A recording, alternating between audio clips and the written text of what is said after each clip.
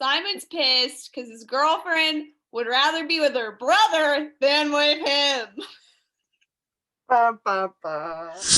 Hey guys, welcome to Kristen and Katie Read. I'm Kristen. I'm Katie. And we like to read.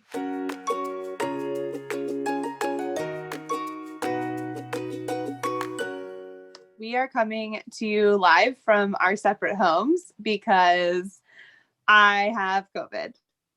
Boo. Live from a recording. Look out. Right. That was confusing. But I'm quarantining in my house. So that is why we're here. So with the upcoming release of Chain of Iron, Chain of Thorns, The Wicked Powers, The Black Volume of the Dead, all the upcoming Shadowhunter stuff, we are taking a deep dive back into the current novels, looking for clues and hints, anything that can help us get ready and gear up for the upcoming books. In our last couple videos, we drank our way through the City of Bones discussion. Today, we're going to be doing a deep dive into Cassandra Clare's sophomore novel, City of Ash. Oh my gosh, it's so shiny. So shiny. There she is, folks, in all of her glory. This is the original cover. Katie doesn't have hers because why? It was lost to time. We will be giving a brief rundown of what actually happens in the book, its theme, and then we are going to give our thoughts and absolutely hot takes about some of the major plot points. Our future predictions for these characters and just our overall ratings of how we would rank this book. Both Goodreads rating and then 1 out of 10, which we need a better name for, but those sometimes are different to me. So. They are, I agree. If you have somehow found your way onto this video and have not read any of the Shadowhunter books or have just started City of Bones, this is your official spoiler warning. This video is going to be spoiler filled. Before we dive in, if you guys enjoy our video, feel free to give us a like, comment, subscribe. Want to hear all of your Shadowhunter takes. You can also follow along with us on our more day-to-day reading adventures on Instagram at Kristen and Katie Read. So with that, let's dial up the portal that Clary does not understand how to use and jump in down the rabbit hole. Part 1, A Season in Hell. I believe I am in hell, therefore I am. That is the quote of part 1. After the events of the last book, our heroes find themselves back under adult supervision. What a novel thing. Mayrus and Robert Lightwood are home from Idris, and Luke is staying with Clary. Clary's staying at Luke's. Mayrus throws Jace out of the Institute. Rude. And he goes to find Luke. Simon finally makes his big move on Clary, and she kisses him back. After Luke convinces Jace to return to the Institute to sort out the mess that's going on, we find out that the Inquisitor, who is basically like the internal affairs officer for the Clave, is on her way to talk to Jace. Once she gets there, she decides that Jace needs to spend some time in the Silent City as a prisoner. While there, Valentine attacks and kills most of the Silent Brothers, and he takes Melatark, the mortal sword. The mortal sword. The mortal sword. Who knew it had a name? That's all I have to say. He leaves Jace in his cell. Clary, Alec, and Izzy find Jace injured, and on their way out, they run into the Conclave, who are on their way to the Silent City. It is decided that while Jace heals, he is to stay with the High Warlock of Brooklyn, our good friend Magnus Bane, while he awaits his trial. Part 2, The Gates of Hell. Clary and the gang discuss Valentine's plan to convert the sword to demonic power. Alec receives a call from Izzy informing them that they have been invited to the Sealy Court, and things are heating up, folks. Red hot. The Sealy Queen tricks Clary into eating food in the court, which will trap her there forever. That is, unless she kisses the person she most desires. Spoiler alert. It's her, as we believe at the moment in time, her brother. What?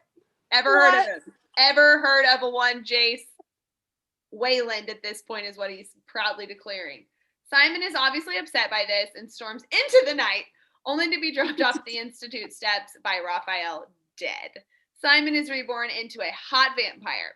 A demon attacks at Luke's and brings the whole gang together. After learning the location of Valentine's hideout, Jace goes to talk to him. Part 3, Day of Wrath, or as we would probably think of it, Judgment Day. Back at Luke's, the gang talks about what's happened, and it's revealed that Clary can create ruins. What? She creates a fearless ruin, and Alec volunteers to try it out. We know that it works because whenever his parents arrive, he tries to come out to them and also tell them that he's dating Magnus Bane. The Inquisitor arrives and announces that she's been spying on Jace. Not cool. And she reveals that Jace went to go see Valentine, so she takes him into custody. Where are the warrants? Show me the warrant. Yeah. Ugh, this is just like so corrupt. On her way to talk to Simon, Maya is abducted. Maya the werewolf is abducted by Agramon, the fear demon, on Valentine's orders, along with Simon. The Inquisitor tries to trade Jace to Valentine in exchange for the mortal instruments that he has in possession. He has the cup and the sword for Jace. And he says no, just like Jace told her he would. Then there is a big showdown on Valentine's boat where he's been hiding out. Jace saves Simon's life after his throat has been slit and subsequently makes him a daylighter, meaning that he can walk in the sun. And Clary creates a ruin that opens up and like every part of the ship, breaking it apart and saving everyone's life. And then sadly, Simon breaks up with her. Or sadly, we don't know. Sadly, and then I got question mark. That's one secret she'll never tell. And that's what happens in this book in a nutshell. So with that, Katie, what is the defining theme of this book? As we've talked about, the defining theme of the entire trilogy is that idea of found family. But this specific book, the theme is fear and bravery. Fear is such a through line for everyone in this book, but mostly for Jace. So Jace is definitely more in the forefront of this book, where Clary was our main character last book. We went down the rabbit hole with her. This is Jace's book. We're down the rabbit hole, but nothing is what he thinks it is. His whole life is turned upside down. He's questioning everything, and he's questioning himself, which is his biggest fear. He thinks he's lost the memory of his dad. His dad is now a monster. He thinks that he lost his found family, the Lightwoods. He thinks that he's lost any chance of being with Clary, the only girl he's ever had any interest in, because he thinks she's his sister. And he's lost his ideals that all shadow hunters are good. All of his decisions are based on this idea of fear. He's obsessed with conquering his fear. He pushes Clary to create the fear ruin, and then he has her put it on him before the boat battle. Jace faces the actual demon of fear, not like a fear demon, the actual demon of fear, twice. And both times it shows him different things that he's afraid of. So his biggest fear kind of evolves throughout this book. So in the first part, we see him face Agramon. He sees Clary die and it's his fault. The second time we see him, he thinks that he's already killed Clary and that it's his fault. But the fear demon actually shows itself as Valentine and says that they're two alike and that the people that they love will always get hurt because of the way that they are. And so we can see that that's definitely been something that's been growing in Jace, is this fear that he can't escape being Valentine's arrow, quote unquote, that he's been told he has been the whole book. One of our other favorite stories, Game of Thrones or A Song of Ice and Fire, Bran as asking his dad, the quote is, Bran thought about it. Can a man still be brave if he's afraid? And his father says that is the only time that a man can be brave. And so that's really the correlation in this book. It's okay to be afraid and you can still be brave, and you actually can only be brave when you're afraid. You and I both mentioned that Clary is the cover of this book, but she was clearly the main character of the last book. What are we doing here, folks? Jace is the cover of the last book and clearly the main character of this book. It's still an interesting choice, and I wonder why it was done. Right, because she is the heroine of the series. Yeah. So it is interesting to start your book covers with Jace. I mean, I get it. He's hot. Let's put him on the cover of everything. I feel like the first 3 books were the publishing house did it. I mean, this is like classic Twilight. She gave 0 instructions about the cover. They gave her no options, and they ended up with an apple on the front. Of a vampire book? Of a vampire book. No correlation. I mean, what's like, funny is I never think about that. I only think about, I'm like, oh, that's cool that in the movie they incorporate the cover with him catching it. But yeah. I never really thought about how weird it is that it's an apple to begin with. So weird. Let's take a deep dive. We have attempted to be more organized for you all. We've come up with the 10 major plot points of this book, and we want to just kind of dive through them in order. This book, which I forget every single time, really we jump out of the gate with the Maya story. You know, you briefly get an introduction into hearing that Valentine's summoning a demon, using a warlock to do it. We kind of get a hint right there that he needs his blood. And then it's so smart. She goes from that jumping into Maya's story, a brand new character that's not in the first book. It's right after about Valentine needing blood, and he also needs a werewolf's blood. So Maya's story is so tragic. So sad. It's so sad. I don't know why, but I remember when I read her, I was like, oh, she's a side character. Like, I felt like she came into the story so late, but I really like Maya, and I wish we spent more time with her. I know. She doesn't really get much of her own plot until the latter half of the series. Mm-hmm. And even then, she's definitely not, she's important, but she's definitely not like as big of a focus. And she's a total badass. Yeah, for someone who has such depth and is funny, and you, in the brief chapter where you hear her thoughts of her childhood and how she became a vampire, wrong, how she became a werewolf, you're like really attached to her. Like, I found myself being like, wow, I want to know this character. And then to kind of just be used as, well, we wanted you to have another werewolf child instead of, like, you needed to be a kid, not Luke, to be the one that Valentine needed blood from. And then she's kind of not really in the third one that much, except as like something to distract us with Simon, as maybe Clary's upset about her because of that. And you're right, like, we really don't get to know her. I want to follow her around. So yeah, it's so interesting. Her story is the darkest outside of Jace's upbringing, which is pretty dark. But Maya has a dark history, but doesn't walk around like she has a dark history. You know what I mean? Like, Jace wears his sad boy shit on just his whole demeanor. And Maya's like, her greatest fear is that she's finally going to get the karma for being relieved that her brother died.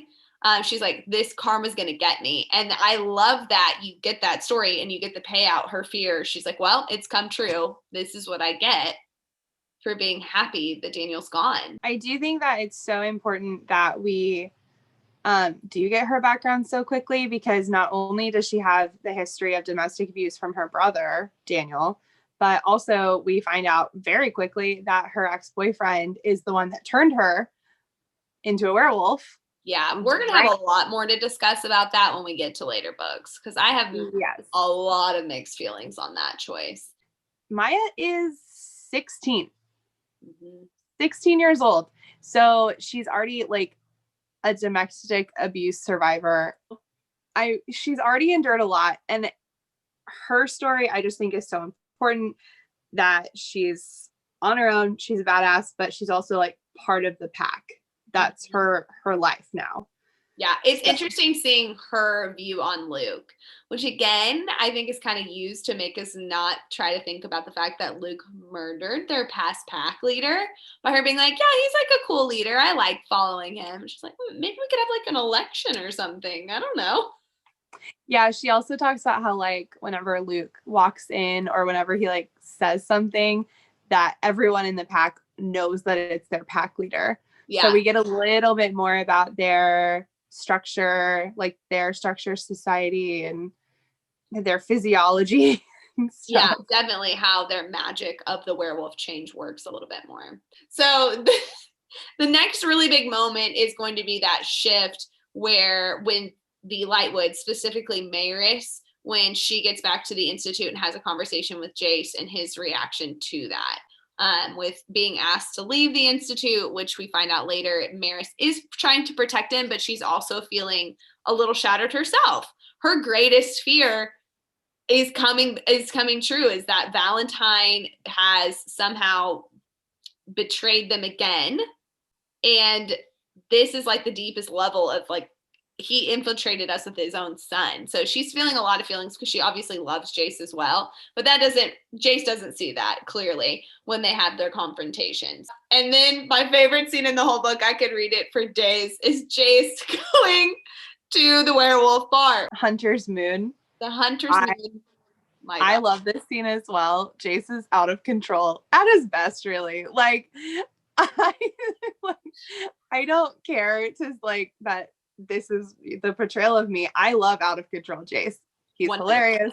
He's dangerous. Still hot. Like, he wants to get in a fight for sure, right? Which again, in the real world, I don't condone. Fictional worlds, here for it. And I choose violence. He wants to get into a fight, but he would never actually kill someone. And I think that's what I love out of control Jace. He's so funny. He's like, "Do you guys got silver bullet?" Oh man, he's so funny. I have a note for the Shadow World. They need to freaking get their laws in check for underage drinking. Right. What is this? I do think that it's really important that we see Jace in this scene through Maya's eyes before Jace's, because we get to see how other people view him, which is funny. Like, we forget that other people just see this asshole kid, yeah, who just swaggered into the bar and started picking a fight, and Maya's like, "Who's this douchebag?" Which is wild, because even hearing her thoughts, which are negative about Jace, I'm still like so into it. I think it's because we know him so well. Like, in the first book, her writing of how you get to know the characters is so good. Yeah. That even when I see a character being an asshole, and I know that she has great reasons to believe that this guy's an asshole, I'm like, Maya, just wait. You're going to want him. You're going to want him so hard. Everybody should. I will say that's my favorite storyline in the TV show. If you haven't watched it, my favorite storyline in the TV show is that Jace and Maya hook up. It's incredible. I was just thinking it, but I didn't know if we were going there, and I'm glad we did. We've arrived. That clip lives rent-free right here, baby. Rent-free. Okay, our third biggest moment from here, we shift finally to Clary, who is casually making out with Simon. They're dating. They decide they're dating. Ew. And they don't think they're related. They don't think they're related. It's fine that they're making out. I get it. He wants to finally try this, and she's at a point in her life where I think if they weren't in the Shadow World, she would have tried it anyways. I think if Jace wasn't her brother, he never would have been able to ask, because she just would have already been with Jace. But now she's really in pieces here.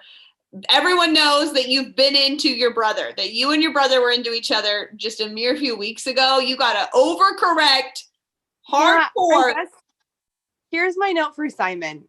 This timing is a rough look for him. Her whole world is upside down, and he's like, "You can't bear to lose me too. I guess I'll shoot my shot." I think at the same time, though, they are feeling that there's been a resolution from the first book. They know Valentine's still out there, and but they have her mom back, which was the main goal. The Clave is handling. Yes, her mom's in a coma, but they're working on that, so that should be getting resolved. And the Clave is supposed to be handling the Valentine issue, right? Because they're adults. Like, that's what's always so funny in fantasy books, where like we know that our teenagers are going to be the ones that are going to go on the quest and be the ones that do this whole thing.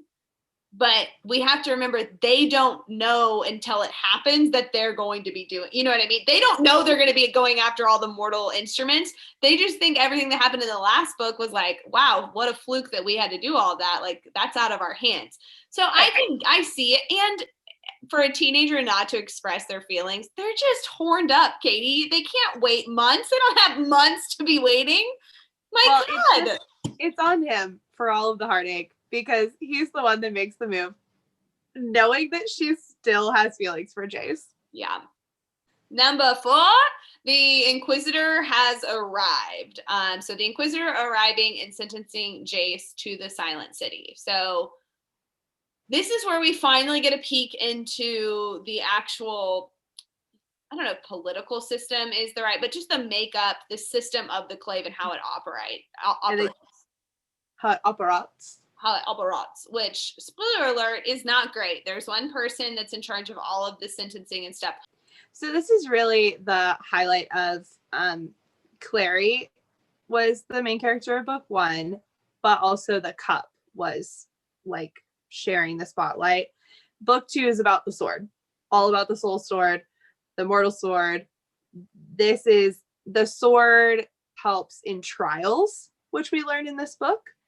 You can hold the sword and speak truthfully, and it helps with sentencing. So the sword going missing is really a tough look for Jace.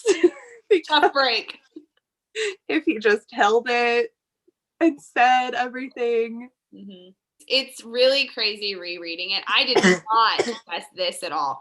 In a way that I absolutely never believed Jace and Clary were siblings. I had no idea that the Inquisitor was his grandma. I did not see that reveal coming.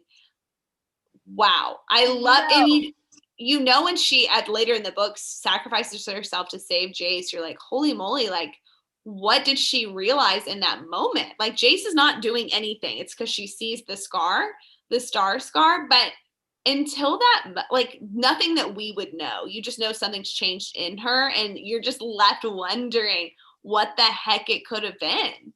Had to get stabbed through the freaking heart with a scorpion tail. Ugh. Like, if you read the prequels before City of Bones, you'd be like, oh, he's a Herondale. Right. He has a star-shaped scar. Right.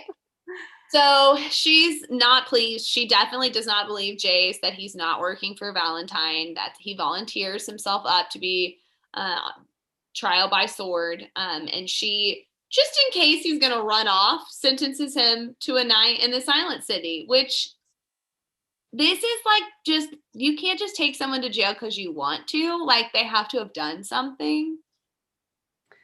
It makes no sense, but it does make it clear more to the reader than to Jace, because Jace is still oblivious and hurt and a child and whatever. But to us as the reader, that Mayrus thought she was doing the right thing by sending Jace away. By sending him away. And you can immediately tell that this is personal to the Inquisitor and that she is taking something out on Jace that has nothing to do with him. She's really an example of the corruption of the Clave, which is hard because Valentine is right. Like, this is part of what makes Valentine a good and convincing villain, is that part of his argument is actually true. Yeah. The Clave is desperately broken. 100%. Any compelling villain has somewhat of a point. Now, whether that point is realistic or actually, you know, just because you have a point doesn't mean you're right. There's definitely breakdowns within the Clave. Now, does that mean that every downworlder should die? No. But it is an interesting thing. He uses it to his own purposes. Yeah. But this idea, I think it's hard whenever Jace starts to see the cracks. He's like, oh my God, I'm like my dad.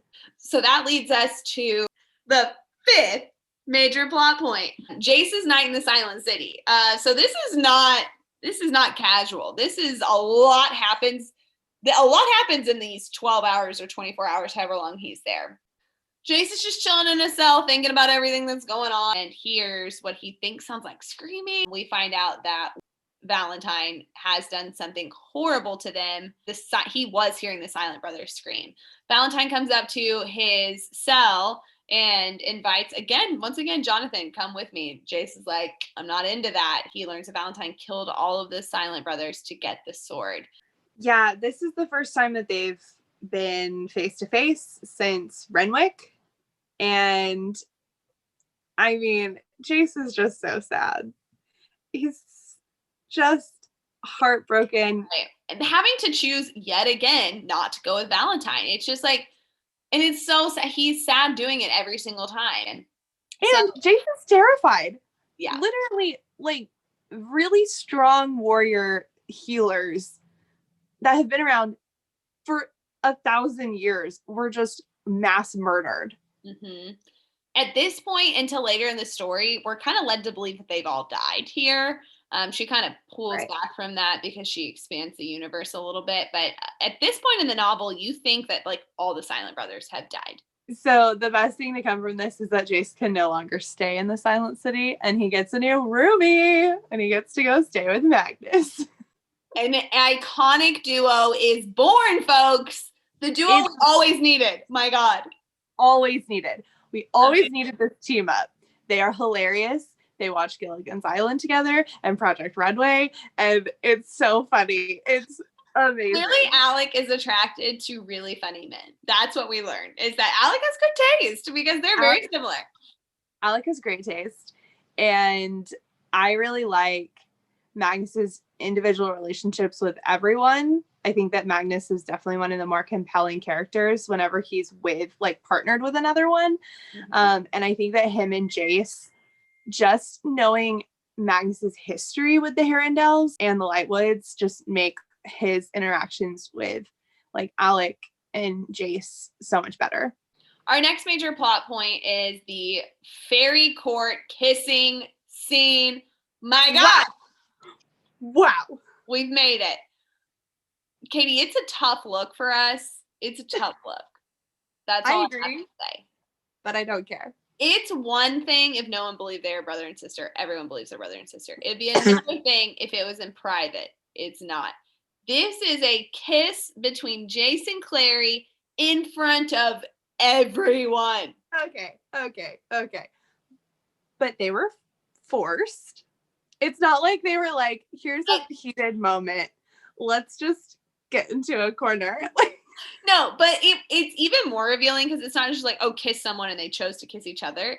It's like, what is your deepest, darkest desire? And the fairies know that that is true. And that's worse. It would be one thing if it's like, to live through this moment, you have to kiss your brother. Sure. Okay. This is like, do what you want to do here. I mean, do what you want to do because of what I've observed and am now making you do. I'm not excusing the behavior, but I am not having them take all the blame. Okay? I mean, it's not like they walked in there and like, guys, and we want to tell you our deepest, darkest desire. Like, the fairies did that. They wouldn't have done it without the fairy queen making them do it, but wow.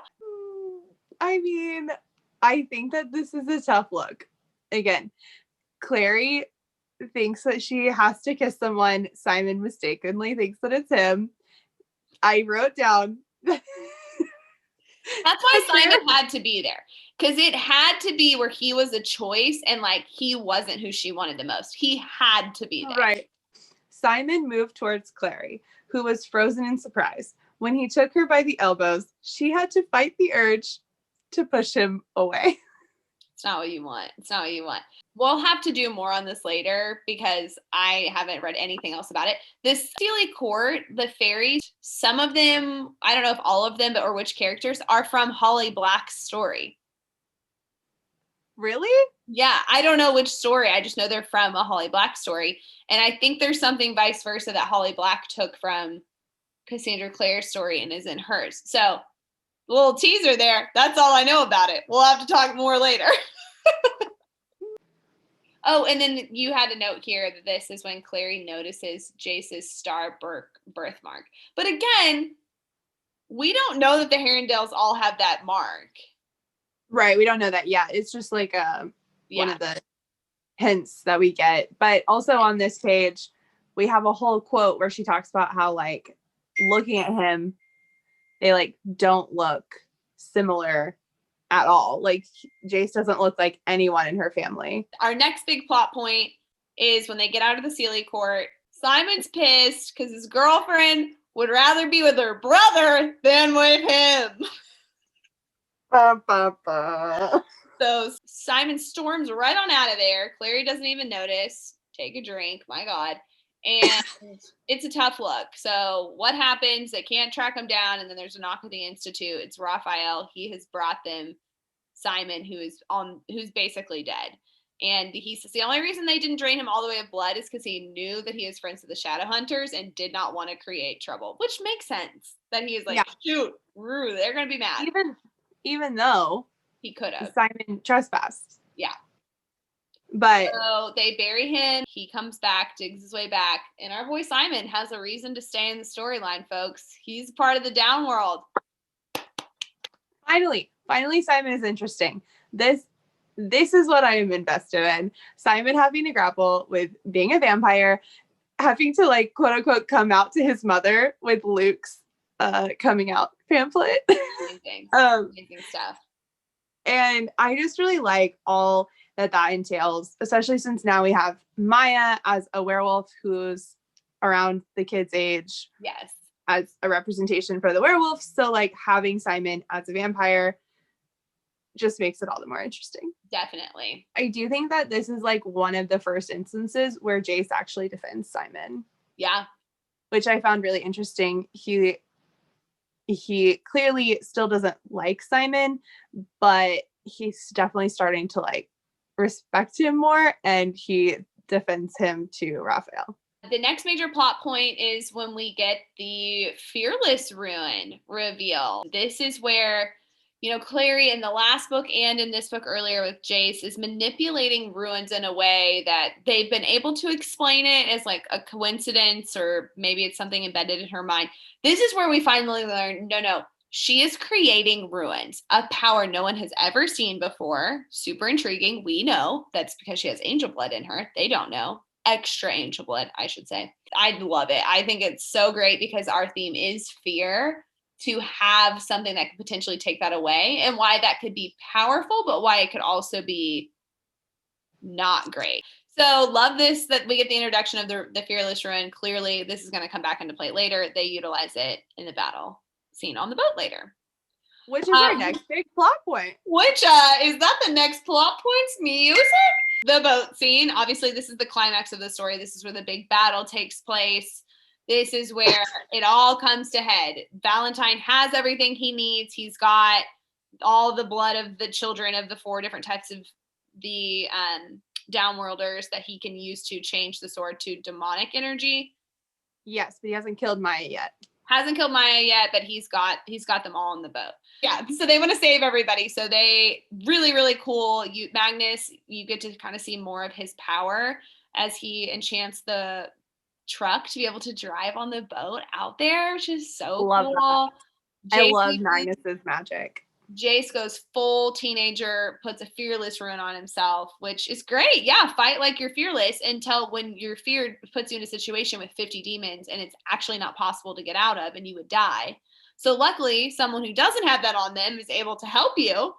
My God. True. This scene, we legitimately think that Simon has now died 3 different times in this book. Wow. Dead without a possibility of coming back. 3 times. So I love when the Inquisitor sacrifices herself, leaving us to wonder what the heck changed in that instance. I love when you see Valentine again try and manipulate their feelings for each other, and Clary just channeling all of her anger and frustration into creating this ruin, which, what is the translation of the ruin that she creates? So this is like probably the most important part of the climax. She actually ends up writing Mene Mene Tekel Uparsin, which is from the book of Daniel. It comes on Judgment Day, which is this part 3 of Day of Wrath. And it's basically the writing on the wall, original story, where it's written on a wall in a king's feast that his days are basically numbered. It's, you have been weighed and found wanting. Knight's Tale, are you there? And basically it means that Valentine is going to be found unworthy of his quest. So and it's foreshadowing.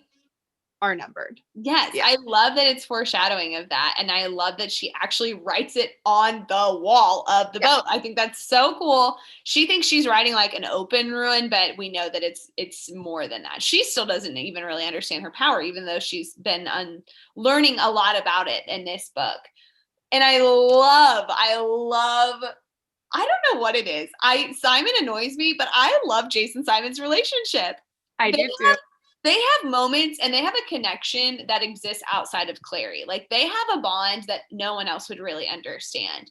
And I know that the reason Jace does a lot of his things is for Clary and vice versa. The reason Simon does things for Jace is for Clary. But at the end of the day, like they've gone through things that no one else will understand.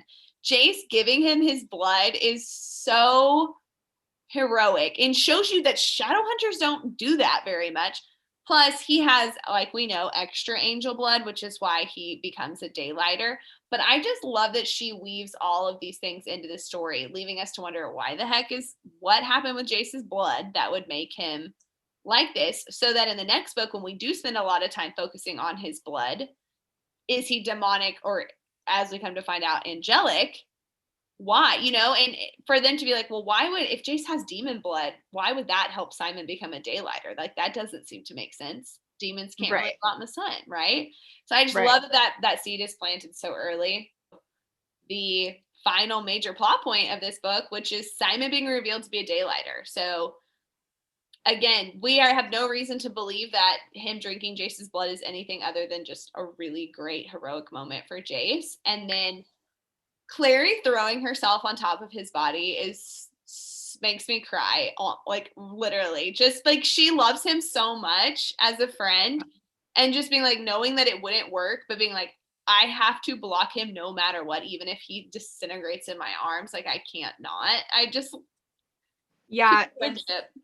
It's a really beautiful moment for their friendship, ruined by Simon being like, I've only ever been in love with you, but whatever, he's dying, or he thinks he's dying. And it is a really powerful moment for them, just showing that Clary would try to do anything to save him. Yeah. Okay. I think that's it. What's the epilogue of this book? It's when we meet, what's her name? Madeline. We figure out that Jocelyn planned ahead. Thank God. And there's a cure. There's a cure to wake her up. There's a cure to wake her up. So there's hope for the end, because in case you forgot, that's how this book started, was we got to try to find Clary's mom and wake her up. So that's, whoops, we've come full circle. Is that what it's about? Okay, so with that being said, Katie, hit me with your Goodreads rating for City of Ash. My Goodreads rating is a 5, baby. 5 out of 5, baby. 5 out of 5. Okay, after talking about it again, I do think I'm giving it a 5 out of 5. I think for a 1 out of 10, I would say 9 out of 10. I agree with that. I don't think it's the best of the series, but I love it. I think it moves really great. I think you're right. The first book definitely had better pacing than this book, but I love all the information we get in this book. Yeah, it's so great. Okay, so that's it for this time. That's it for our City of Ash deep dive. Next time, we're going to be diving into, you guessed it, City of Glass, folks. So until next time, I'm Kristen. I'm Katie. And this has been Kristen and Katie Read over Zoom. What?